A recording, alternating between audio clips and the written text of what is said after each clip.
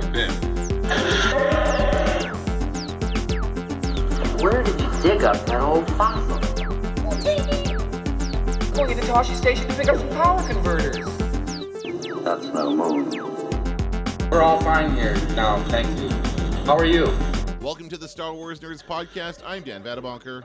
And I'm Kenton Larson. And we have another episode of The Mandalorian to talk about today. But before we get there, I do want to stop and talk about the backlash that apparently happened last week after Baby Yoda ate those frog eggs. Boy, did people got upset about that. What's with that? They didn't like it being played for laughs. Okay, because I think that was it. One of the fundamental problems I have with Baby Yoda is that he's 50 years old, yet he still acts like a baby. I don't know how that can work that way. Even though Yoda lives to be 900 years old, you know, we know that the species is long-lived, but my issue is how can Baby Yoda live for 50 years and not pick up how to speak and not know that it's not okay to eat eggs, right? Well, I think because the growth process is so much slower than what we mere mortals would ever understand. I think that's why. So the development of the brain does not take habit. Yeah. And I think that part of that has to also have to do with his memory. Because if he doesn't remember things, then he has no way of learning, right? So I think there is an aspect to it. So when he eats the egg, it's all instinct. He thinks that's delicious. He eats it, and then Mando says no, and then he forgets about that and he eats it again. So I think there's a bit of that in play. People are upset because he was eating what almost amounts to babies, and maybe it's like a veiled, thing, pro-choice, pro-life thing or whatever. Maybe that's what this is all about. I don't think it is. I'm just joking. Nah, I think today's episode puts a capper on that in a way. I just think, and we'll talk about it in a second, but I just think little Baby Yoda is a very hungry little baby and will eat what you put in front of him. With no worry about whether or not it's going to be poisonous or he's no fear. No. When it comes to eating stuff. And if he's 50, okay, he's 50, but he's like a newborn baby, and I'm guessing newborn babies probably eat like little pigs too, right? Oh yeah, for sure. Yeah, because they're trying to develop. They're growing, yes. Yeah. It's like when my cats used to eat way more than they do now, because when they're little, you're like, oh my god, like it's shocking to see like they're just like little vacuum cleaners, and what you think is like this cat is going to be 800 pounds or something, but then. When they turn 1, they're suddenly like, yeah, I'll eat a couple times a day. I'll do a little sleeping, a little more sleeping. Like they sort of settle down a little bit. And actually, I was actually thinking about cats and Baby Yoda today, just in the sense that, okay, so Baby Yoda is a slow development, but with a cat, it's like every year is like something like, it's probably 4 or 5 years, the equivalent of 4 or 5 years to human years. So a cat, like, because a cat lives to what, 20 years maybe yeah. If you're lucky. So maybe 20 years, so it's almost like that. So yeah, it's about 4 years. We live to about 80. How many more papers does that mean I have to mark? Hold on, I'm trying to figure this out. If Baby Yoda ages more slowly, so one Baby Yoda year is equivalent to 50 human years. Is that what we're talking about? Right. Okay, I think that's right. I get it. Thank you for helping me understand that. Well, I was thinking of it that way this morning. Now, I didn't really think through it that hard. So if somebody's going to point out some flaw in my backward thinking. I think that's what they're getting at. I think that's what they're trying to get at, is that he ages. It's similar to the way in which dogs or cats age faster than humans. We age faster than he does because he's that species. Now, let's get to this episode, which was called episode 11, The Heiress. Right, that was the title of the episode, and so we pick up where we left off with Mando and I should call him Din. I should call him Din. Din. No, Mando. And by the way, we don't know any characters or actors' names, so we're always. I'm getting better at it though, and I'm starting to call her Frog Lady because last week I was calling her Lizard Lady the entire episode, but it's because I just watched that episode and I hadn't had a chance to read anything. Everyone else called her Frog Lady. She is a Frog Lady. In the credits, she's called Frog Lady. Yes, of course. And then he even says during it, "I don't speak frog." So there's it's all references to frogs, but I thought she looked like a salamander. Anyway, they're in the ship. They're limping their way across space to. Now I have the name of the planet here. It is not Mon Calamari as we thought it would be. It is called Trask. The planet is called Trask, where he delivers the Frog Lady and her eggs to to her loving husband. Now, before we got there, we had a great kind of landing scene. One thing I noticed actually this episode is that how similar the Razor Crest is in design to Serenity from Firefly. Did you notice that? I see that. Yeah. Yeah. It's I mean, Firefly. It's meant to look more like a horse in the nose of it. But I think because it's got those engines that come out the sides, it does, and especially when we see it kind of coming into the atmosphere upon there's heat building up. It's like re-entry into the atmosphere. It looked a lot like a scene in Serenity, in the movie Serenity, in which that happened to that ship. So there is that as well. So, but he basically pulls off a crash landing, but not really. That was quite funny, actually. It's he good lands, stuff. and then boom, falls into the ocean, and then they pull him out with a great. That one of my favorite parts of this episode was that crane that was clearly adapted from an AT-AT, right? They like. Did you see that? Oh, I didn't make the connection. But you're right. I think it's got to be. I think they chopped off the top of that AT-AT and they built a crane on there so it can walk out into the harbor and pick up things that fall into the water. That was really cool. I love that. I just love the whole look of it when it goes under. Like, there's a lot of those. Like, you never know in the Mandalorian if like, it goes under the water and it's like, are they doomed or is it airtight? And then it comes out and it's just kind of like everyone just kind of goes, oh God, what a bad driver or something. Yeah. Like nobody, you don't know. You can't tell sometimes if the stakes are like life and death or it's a joke. Well, and we'll get to something. There's a couple more instances of that later on. Yeah. So then he docks and talks to the Mon Calamari, who the creature, the mechanic, the mechanic who's there. Who basically says, I'll put some fuel in it or whatever. He had kind of a funny voice. And then he goes off to find the Mandalorians, right? He's told, the frog lady's husband, takes him into a bar. He sits down. He talks to now what are the other creatures called with the tentacles around their mouths? That's a Return of the Jedi creature. It is, but I believe they are also, is it the Quarren or something? That might be. Oh, yeah. I think you're right. Something like that. Because they also Quaraen, Quarren, yeah. Because they also live on Mon Calamari. They're also native to that planet. So those are two species from the same planet that also seem to live here on Trask, wherever this is. I don't know if it's close to Mon Calamari or it was just colonized by these people. But it's basically a water kind of centric port where both of these species live. And so he's in the bar. He's talking to a couple different people, and we have the little fun interaction with the soup. And that's kind of when one instance, you're pretty sure it's not going to be serious, but the tentacle thing jumps out of the soup at Baby Yoda and puts sucks on his face or whatever. And of course the classic line, "Don't play with your food." That was good. That was a funny stuff. Yeah, I love it. And by the way, this episode was directed by Bryce Dallas Howard. I saw that. And she famously got Baby Yoda to drink the bone broth in the last season. Yeah. So she has her two episodes feature Baby Yoda sitting at a dinner table and for better or for worse, acting goofy with the food. I love the efficiency of the serving setup. It's just a hose in the ceiling that you pull down and here you go. Here's your soup. It's like the only thing anybody ever orders. So that's have it all set up for that. It's pretty funny. That's the only thing on the menu. Is chowder. It was chowder, he said. Chowder. Chowder. There's actually only one thing that drove me crazy about this episode, and it happens in that bar. Can you guess what it is? I don't know. No.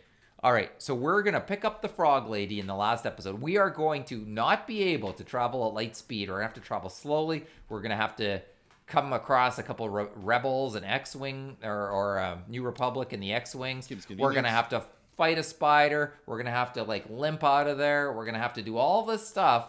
And then they go to the bar and it's like, they're over. I think they might be over there. They kind of, they vaguely point him in the direction of where they might, where some Mandalorians had passed through. And as it turns out, it was not a good tip because he gets in trouble after that, right? So he gets, again, one of these Quarren guys comes up to him and says, I can take you there in exchange for it's going to cost you whatever, and he seems to have an unlimited amount of money. So he gets in. This is where we see him on a boat with Baby Yoda. They're on a ship. They're cruising, and of course they are double crossed by these guys. Now I think this is the fundamental problem with what Din is trying to do here. He's walking around in what amounts to a suit of gold, right? Like this armor he wears is worth a lot of money. and anybody who sees him seems to want to try and kill him for it, which is it's going to get old. If this keeps happening, it's going to get old. Like, I'm just saying, it happened 2 episodes in a row now that people are trying to kidnap him for his armor, try to kill him for his armor, and it's just like, you know what? Even in the first episode, it happened too, right? That early, like when he goes down and he's talking to John Leguizamo, that whole thing, they were trying to get his armor as well. So it's just, like, I thought the idea was you don't mess with the Mandalorian. The armor, yeah, they all wear this armor, but you don't mess with them because they're going to kill you. But that doesn't seem to hold true anymore. Well, I think the reason that happens in so many episodes is also it's the storytellers reminding us that of the high stakes about what they're doing, and at the same time showing us that the Mandalorian still has issues in terms of protecting the child. He's too trusting. Like almost every time there's a mark on him in terms of people who are after him. I think it's part of the way of turning the screws and on the characters and making the plot, tightening up the plot, raising the stakes. Yeah, I'm just saying that they can't have this keep happening. Like, it's gonna have to, I liked in season 1 when all of their pucks started flashing when they're all after the Mandalorian. Like, that was great because that showed you while they just put the call out to kill him. So I like that. Right. But you're right. There's always there's lots of people who want to kill him or take his armor or grab the child. Anyway, so then they go ahead. They try to grab him. They got a creature in the hull. The irony of them, they're in a ship on the water, but yet they have a hold full of water in which there's a creature in there that they have to feed. So, and they're like, "Oh, come on, closer, come on." Something's gonna happen there. Like, come on, let the child get a look at it. And then they knock the child in. The creature eats it. I was worried about him there. Were you? Oh yeah, absolutely. Always worried about Baby Yoda. And then they knock Mando in there as well. And he looks like he's screwed, and he is screwed. If it wasn't for the Mandalorian, the other Mandalorian showing up at that moment to bail him out, he would have been dead. Like, there's no way he would have gotten out of that, right? Yeah, that's a good scene. It was really good. Yeah, because you're seeing it all from his perspective, and you see the 3 Mandalorians show up. And, of course, these 3 Mandalorians, well, one of them, anyway, is one we have seen before. Yeah, I thought it was going to be Sabine, to tell you the truth. I did, too. I did, yeah. I thought that the mask, the Mandalorian mask, put me in the mind of Sabine, and that just might be...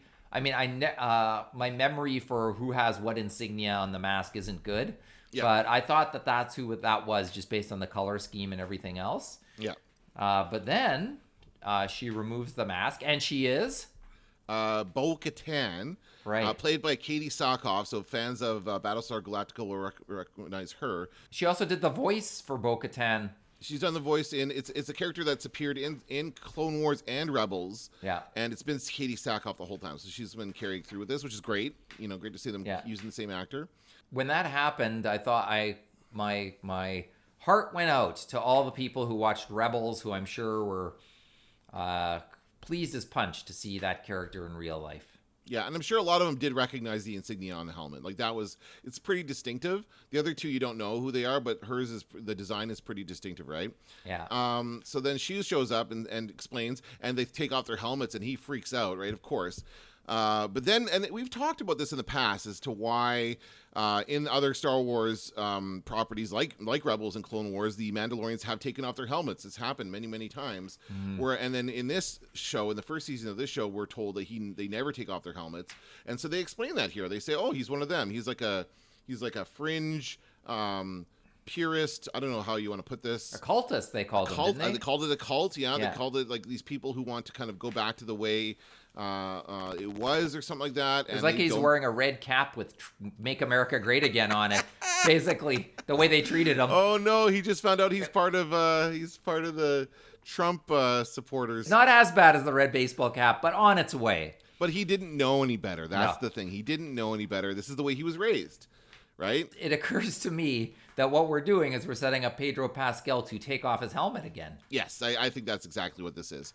And maybe that was always the plan, and maybe that's what they told him when they hired him for this job, saying, yes, you'll have to go through most of the first 2 seasons with your helmet on, but then you're going to be okay with it, and he's going to start taking it off. But when it comes off, that's when you're going to win all kinds of awards, probably. There you go. That's right. Yeah. So yeah, I agree. That's exactly how they're setting this up. So Yeah. he will eventually be okay. He'll learn that there are other ways to be a Mandalorian, not just the way he was raised. And so they fill him in on that. They fill him in on the backstory of Bo-Katan, who's the rightful heir of the throne of Mandalore. And the Darksaber. She's working to get that back, the Darksaber back, but also to retake Mandaloria. No, just Mandalore is the name of the planet, right? Yeah. And so they're working to steal some weapons from the Empire to help them in their cause, and that's the deal they strike with Mando here. Is they say, help us, and it's always this again. This is a very like almost formulaic thing at this point. Help us do something, and we'll help you. That's become the standard kind of formula for this show. So they do that. They tell, they want to hijack a Imperial. I don't know what kind of ship that was. We've never seen that ship before, as far as the cargo ship goes. Like just some kind of Imperial cargo ship.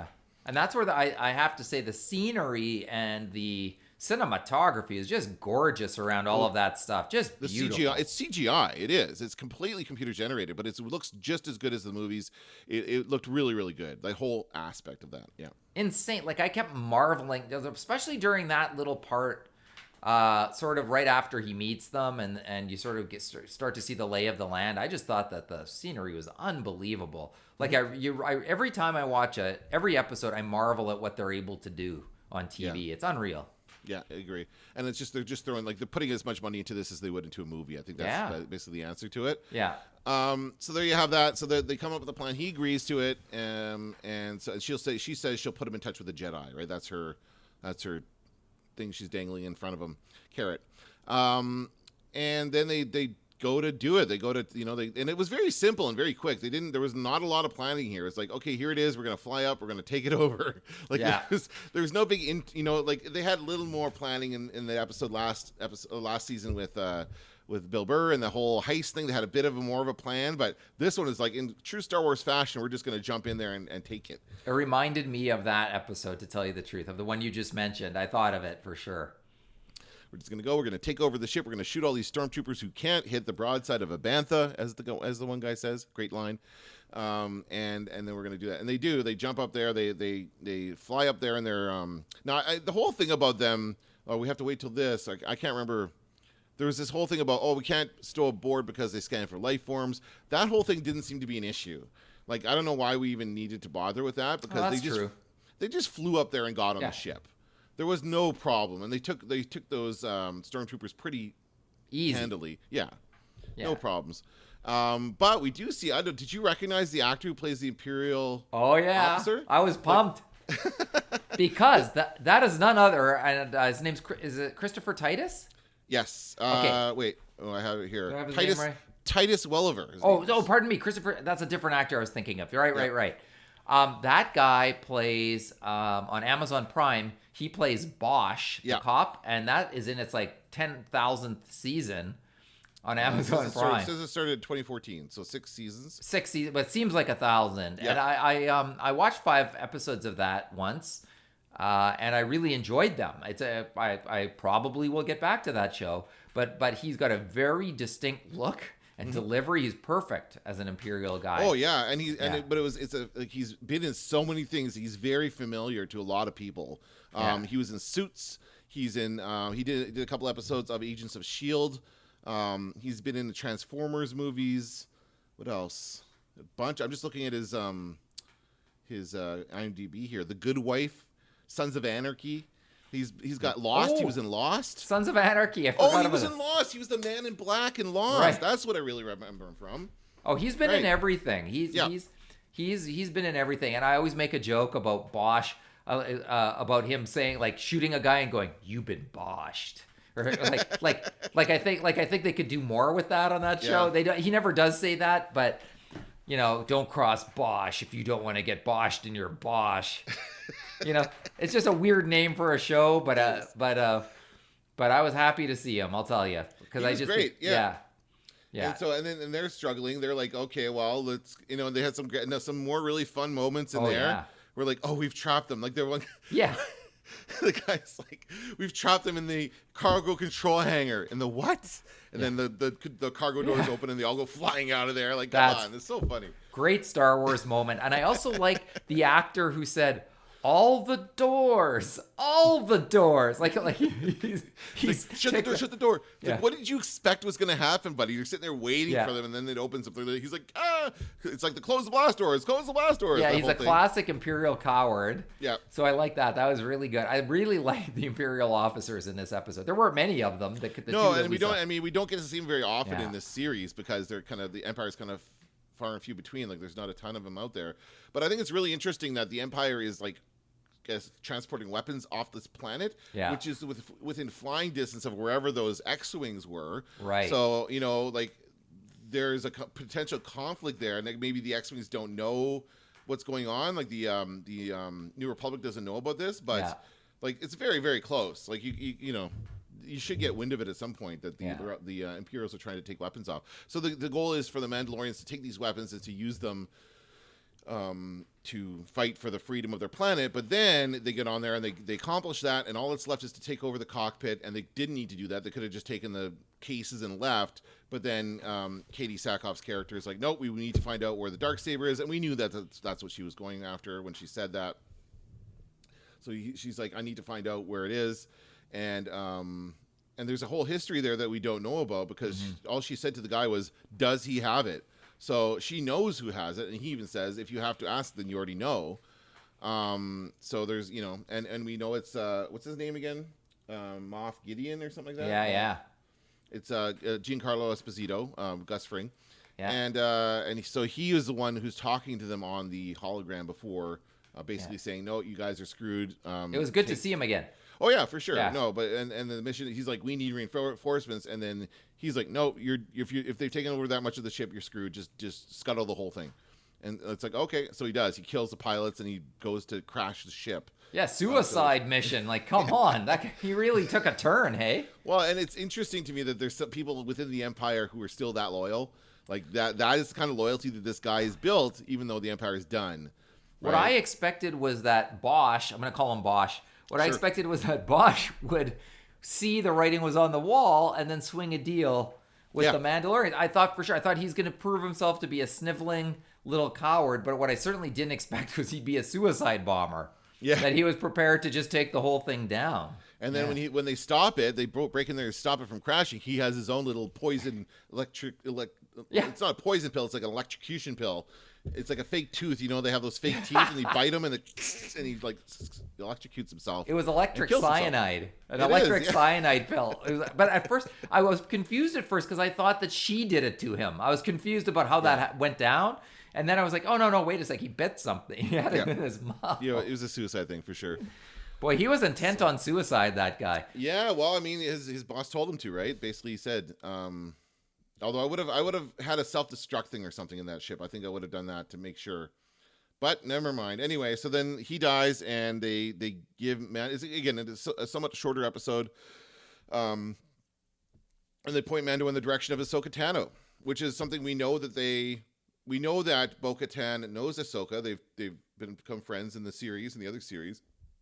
So he sent him off to. I have the planet here. Hold on. I'm surprised they telegraphed that that's where they were going in this episode.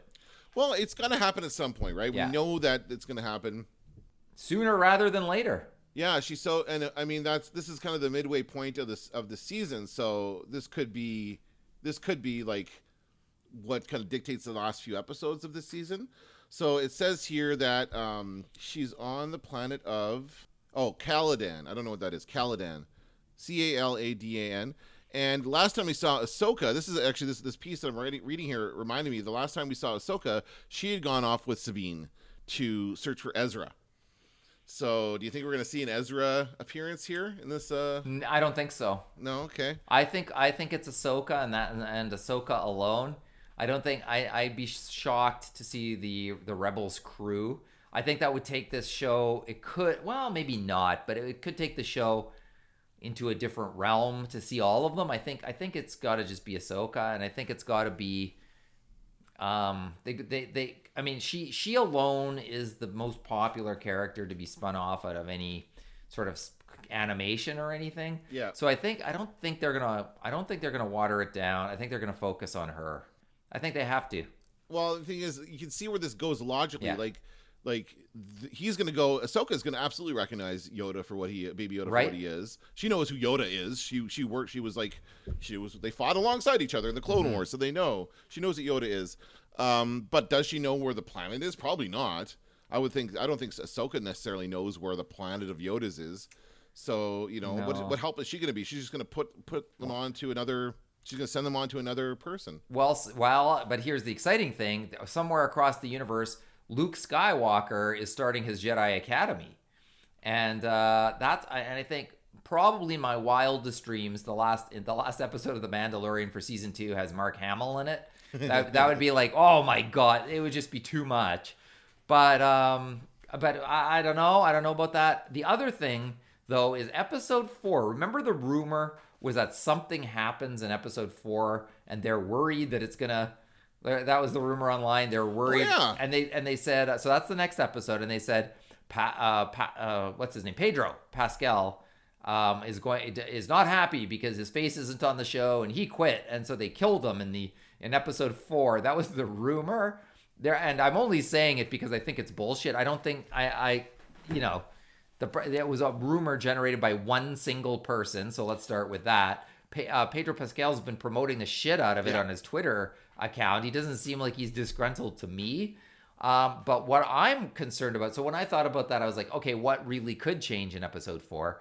And what I was thinking is what could really change is he could hand Baby Yoda over to Ahsoka and then leave and then go his own way. And then maybe we don't see Baby Yoda again until next season. That would be a huge creative risk. I mean, I'm trying to think what would be a huge creative risk. Or they're concerned that seeing Ahsoka in real life isn't going to appeal to the fans, or I don't know. I can't see that being the case. No, I don't know. I don't think you get rid of Baby Yoda is the cash cow right now. There's so much Baby Yoda merch out there. Every time I go out, which is not often these days because we're in lockdown. No, it's not often. When we go out, I do see lots of different Baby Yoda merch. Plus, every influencer I follow got their Baby Yoda, their Sideshow Collectibles Baby Yoda figure. Have you seen that on the internet everywhere? Everyone's unboxing that. Adam Savage was one of the people I follow. He was unboxing that, and they have him come with it's a really nice life-size Baby Yoda figure, very realistic, with even little wisps of hair on the top of his head, and he comes with the little knob of the control lever or whatever from Mando ship.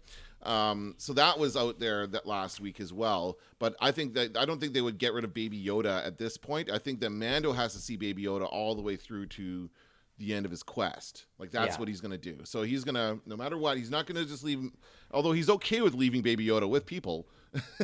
He left them with the lizard people, or the frog people for a little bit during this episode, which I thought, I don't know, it was so weird. I'm like, are they going to have him eat one of their children? Is he really going to do, that's what they were hinting at. You see, again, he presses his face up against the glass of the jar, looking at the eggs. One of them hatches. What's this? And then they have him playing with the baby frog and the thing. I'm like, he's going to eat it. He's eaten frogs before. What's going on here? But they played with that idea, but maybe they didn't really show that he learned anything. No, because I think he was just waiting for his opportunity. Yeah. If they had turned away, he probably would have eaten it. I was worried that that's where it was going, and especially since the frog couple are very nice, but they're very nice. Except I don't think their information was solid enough to justify everything. No, not at all. I think they were pretty dodgy and shaky. Yeah, that was a bad lead by, and it goes all the way back to what's her face, Budget Ripley. Who knew them for 10 minutes and gave the reference. I am a good judge of character. Well, yeah, but not a good judge of who has accurate information about stuff. Yeah, they seem like a nice couple, but holy, did they go out of their way to accommodate that trip, and they got the vaguest instructions about how to find Mandalorians that you would want. The intel should have been one time they came through town. The intel should have been, they live over there. Let me walk you to the house. Yeah, it's let me send you to another bar that you could have found on your own. Yes, you didn't need that. All they had to say was which planet it was on. Yeah, he lands there, goes into the bar, and finds out the information on his own. He doesn't need the frog people to get there. He could have traveled at light speed too to get there. Yeah, there's so much more that could have happened. But I mean, that whole episode could have not happened, right? Maybe the frog people will be important later on. Maybe there's something coming up. Maybe, but also it does show that he's willing to do that for one one life that hatched out of the eggs that were there. Right. And that once again is the parallel to what he's doing by protecting little baby Yoda. But that's why I'm concerned. What happens in the next episode? Does he just hand little baby Yoda over and say farewell? No, Do they give us a tearjerker in episode 4? I mean, for all we know, he might not even get there next episode. Like, it might be a couple more episodes before true. he gets there. So who knows? I think they have to. I don't think you can say they're going to see Ahsoka and then not show that in the next episode. Okay. That if they were like, there's a mysterious Jedi we need to find, then I'd be like, yeah, it's going to take a few episodes. Okay. But if they name her and they basically telegraph to fans, yes, it's next week. Set your VCRs. Set your VCRs for D+. Set your alarm for 6 a.m. like Kenton does, and text me at 7:30 in the morning to tell me. I actually woke up this morning at 6 a.m. without an alarm. And for 2 reasons. Number one was I knew that that Mandalorian was up. The second was they're building a structure in my neighborhood that I'm going to go fight City Hall about. Oh, Yes, and the zoning variant sign went up yesterday. So all night I was thinking about how I was going to fight it. That's awesome. Good luck with that. That's awesome that you're doing that. Well, it's my quest in my everyday life, and who knows? It might be as successful as Mando's. You're trying to stop the Empire from moving in. I'm trying to do that. I try to do that every day. But we forgot about the very last scene of the show.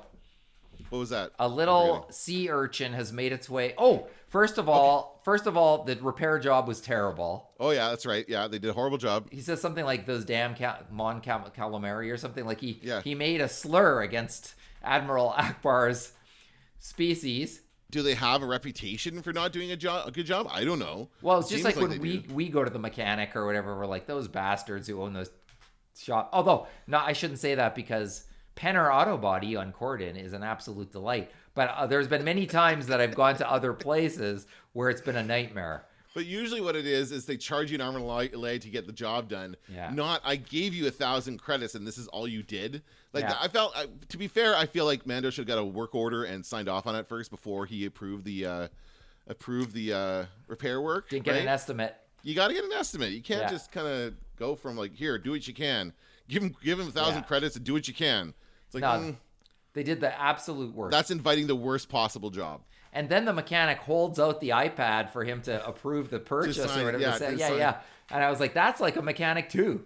In the end, they just want to be paid. They don't really care if you have any issue with what they did. And they know that you probably don't know the specifics of what they did anyway. So who cares? Although you think he knows enough about his own ship to fix it. Like, he has been able to fix it in the past. And he's actually literally put that thing back together twice now, I guess. Yeah. Because it was pulled apart by the Jawas back in the first season. So Right. that ship's been through hell. It's like the Millennium Falcon. It's always getting beat up. Yeah, that's right. And I heard some sound effects. Did you hear the sound effects while it's running? It's like it sounded a little bit like they used some of the pod racer sound effects in there and kind of other things that we hear, like when the Falcon is like in Solo, when the Falcon's like breaking down and falling apart, that whole thing. I felt like they used some of those sounds in this as well. Yeah. So yeah, it's very cool. Yeah, absolutely. And then of course the sea urchin. You're right. And I thought, again, at this time, I thought, this is going to be, he's coming after Baby Yoda, and then, Mando grabs it, and then Baby Yoda eats it. Yeah. So It's another joke. It's another eating joke. And I think that shows us that little Baby Yoda is just a hungry little baby and will eat virtually anything. He meant nothing personal with the eggs. He's just hungry. Yeah. And I think he saw the new life being born, and he realized that he shouldn't be eating the eggs, maybe. I don't know, maybe he's becoming a vegan. I was waiting for Mando knocks on the door, the two parents turn away, and I was waiting for Baby Yoda to snap that thing up and eat that little tadpole. I thought so too. I didn't want it to happen though, because it was already a scandal from last week. Because then Mando has to get out of there and deal with the angry parents. What else I was going to say about that? I can't remember. Oh yeah, have you seen the Baby Yoda with eggs toys that are out there? There's a Funko Pop. Yes. Of Baby Yoda with a little jar of frog eggs. Which is pretty funny. They anticipated that being a hit. Maybe they were surprised that people are so sensitive these days. Oh, I'm sure they were surprised. I don't think I was joking. I don't think it was that much of an uproar, but there were people who were kind of upset about it. Oh no, I think there was enough, because I listened to podcasts last week too that where folks were disturbed by it. or whatever. And part of what disturbed him was it was being played for laughs, that he was gulping them down. But, life is cheap in the Star Wars galaxy, I think. I think we know that, don't we? That you basically... Yeah. And also they are not, until they are fertilized, they're just like eggs. Just like regular chicken eggs that we eat. Some people don't like that either. And that could be where all the trouble starts. Maybe. It could be. Well, plus last week they ate a big steak. Remember? They ate they fricasseed the steak. Yeah. The dragon steak or whatever it was. Now, these are all going to be new menu items at Galaxy's Edge in Disney World. Just watch. When everything opens back up again, they're going to have frog eggs. Yeah. As a dish you can order. It comes in a jar. You can scoop out and eat them just like Baby Yoda. Frog eggs, not frog legs. Right. Exactly. But Baby Yoda would eat those too. So we do think that he's going to run into Ahsoka next I think episode? So. I think it's going to happen in that episode. Now, what happens as a result of that? I don't know. I'm interested, but... Well, I mean, if you think about where Ahsoka's ties are, like she knows Sabine. I don't think Sabine's going to be able to help him out that much because she's kind of in the same camp as these Mandalorians that he met this episode.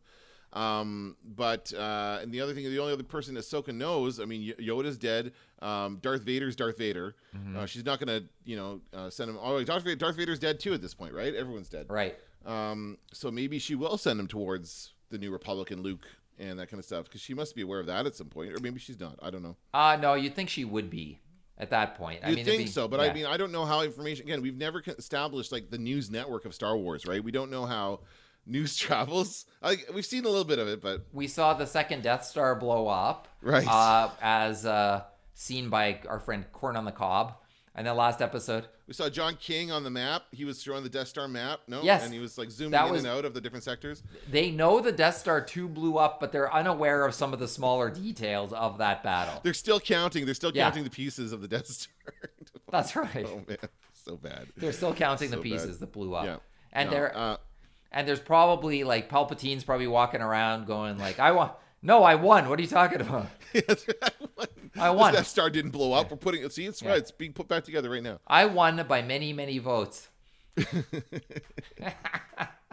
gonna have to talk about that at some point. We keep putting off media nerds to do Star Wars, but at some point we're gonna have to talk about this whole election thing. Yeah, it's a coup now, but it started as an election. Let's let it play out first, and then we'll see. We'll see what happens. Yeah. We'll wait a couple more weeks or a couple more months, as it turns out. We'll have to wait till January 20th. Speaking of Mr. Toad's wild ride, that's there's nothing wilder than what's going on in the U.S. right now. I just hope it ends soon.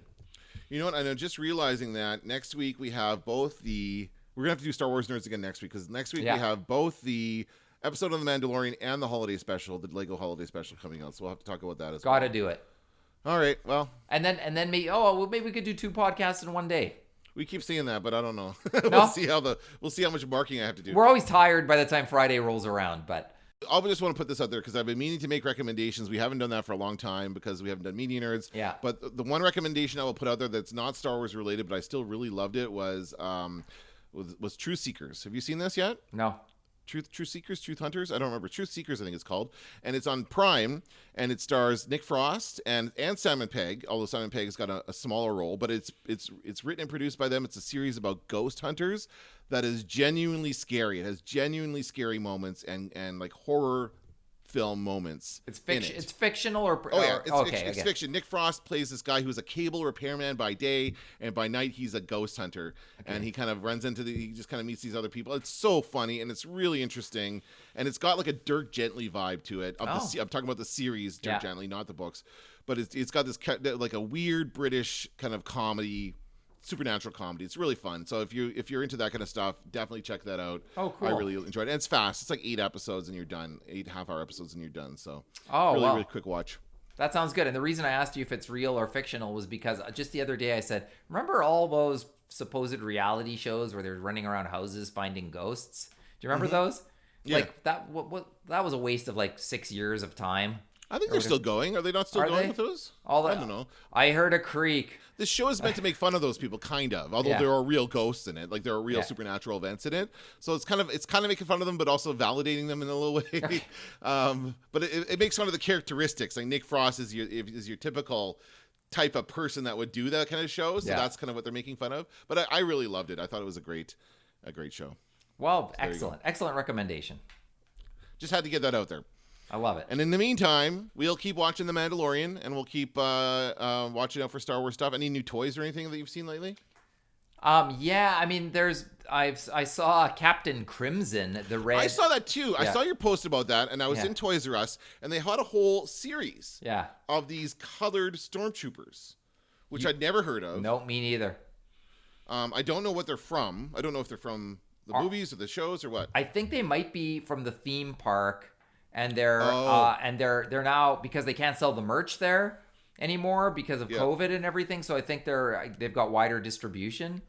So that to me is the one. I've been seeing like one cool figure a week showing up that I've never seen before. Mm-hmm. But they're okay. But there's nothing. I asked at GameStop. I was like, yeah, do you ever get the Mandalorian figure? And that's really like the last one I want to get. But it's like, and I'll get whichever one they have, the new armor, the old armor. I was like, I kind of want one of those in my collection. And the guy's like, oh, no, you can't do it. Can't find it. Can't get it. I was like, fine. And he's like, even people who order it can't get it. Like, just to dissuade me from even ordering it. He's like, nah, don't even bother. Don't order it. Come back here every week and ask. But part of And me was when like, you can't find it, buy something else. I was like, can you find it on Amazon or eBay? Don't even try. Don't even look. Like he's that guy. All right. He just wanted to say no to every possible idea. Like I said, there is a ton of Baby Yoda merch out there, different Yeah. dolls, different figures. And, of course, there's the games as well. I posted about these games I saw when I was at Toys R Us.